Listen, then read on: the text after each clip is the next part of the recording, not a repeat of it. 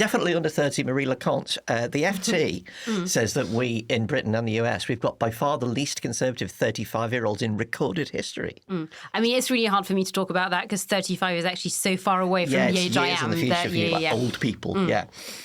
So, I mean, does this chime with you and your... Oh, no, it absolutely does. And I think it is... So I find it kind of fascinating because I've been kicking around Westminster for nearly a decade now. So I've got quite a lot of friends in Westminster and quite a lot of, like, quote-unquote normal friends. Yeah. And I think just by virtue of, the Tories have been in power for that entire time, probably just about most of my Westminster friends are Conservatives. Anyone else, but literally I think anyone else who does not work in politics is not a Tory. I don't believe I really know a single normal person my age who votes Conservative. And we're talking about people who are, again, in their 20s or 30s, the older ones. I'm going to stop now with this. And they're more often than not, people on very decent salaries, white-collar workers, from quite middle-class backgrounds. And, not a single one of them votes Tory. We do have quite a lot of Lib Dems, which is always quirky. And then the rest of just, Labour voters or Green voters, and that's that, which is really, really striking. Because then a lot of those people, you can tell not that long ago, would have naturally been sort of like Cameroons if this all happened about a decade ago. It is. Do you think when we take the long view of this, the Conservatives will be seen to have done some really, really bad and inept electoral politics by cutting off the pipeline that used to manufacture their voters? Like, get a house, get some debt, start to worry about your tax, then you'll vote Conservative. And they've almost deliberately gone about severing that.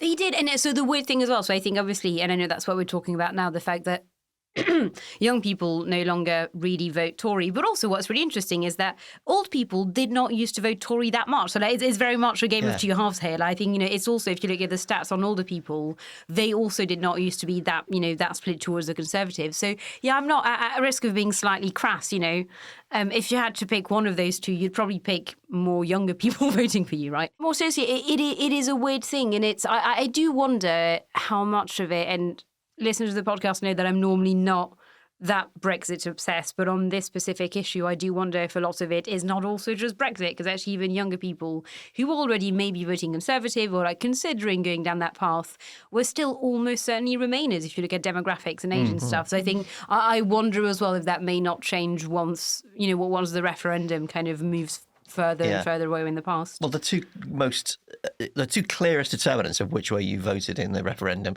were education and age, weren't they? If you had been, and these are really closely tied anyway. So yeah. I mean, no, absolutely. So I think it's one of those where there's it's a bit Occam's razor. Why are young people not voting Conservative? Maybe because actually basically none of them voted for Brexit, and then the Conservatives became the party of Brexit. Yeah. Alex, more polling. The think tank Onward, Conservative think tank, found that 62% of 25 to 40-year-olds think the Conservatives deserve to lose the next election. Not just that they're not going to vote for them, that they think they really deserve to lose. There seems to be a kind of an element of rancour and vengeance out there. Is this what happens when you basically, as we say, lock people out of being able to start their lives, really? I think there are a lot of factors in that. And I don't think that had the economics been different, or had the Conservatives over the last 13 years built more houses, that sort of 20 to 45-year-olds would be cock-a-hope about voting Conservative. Because I think the calculation has become more complicated. It has to do with environmental issues, which I think loom large in that cohort's mind. I think it has to do with ideology. I think conservative ideology is quite tired. It's quite hackneyed. It's taken quite a beating. It's discredited. And I haven't seen them move to something else.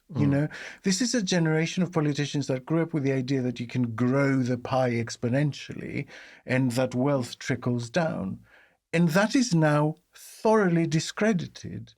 And I don't see I don't see an economic theory, a political ideology there that stepped in to replace it. Like even young people in the Conservative Party, they sort of embrace a sort of old fuddy-duddyism almost to fit in. They make themselves look and sound like old people. And so I think unless the Conservative Party goes away and sort of thinks quite deeply about what is the ideology we're selling here, what kind of society are we saying that if we are in power we can make happen? I couldn't discern that from Rishi Sunak, for example, at the moment, who's a very young Conservative politician, right? If you ask me what sort of country would Rishi Sunak like the UK to be, I really could not tell you.